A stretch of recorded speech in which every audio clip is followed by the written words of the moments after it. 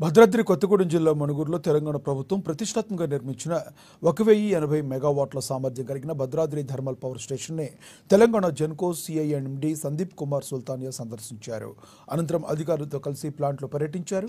ప్రధానంగా ఇక్కడ సాంకేతికంగా ఏర్పడే సమస్యలను అధికారులను అడిగి తెలుసుకున్నారు. ఈ సందర్భంగా ఏర్పాటు చేసిన సమీక్షా సమావేశంలో పాల్గొని అన్ని శాఖల అధికారులతో మాట్లాడారు. సంస్థ అభివృద్ధికి కార్మికులు ఎలా తోడ్పాటు అందించాలి, అలాగే సంస్థ కార్మికుల సంరక్షణ కోసం ఎటువంటి జాగ్రత్తలు చేయాలని పలు సూచనలు చేశారు.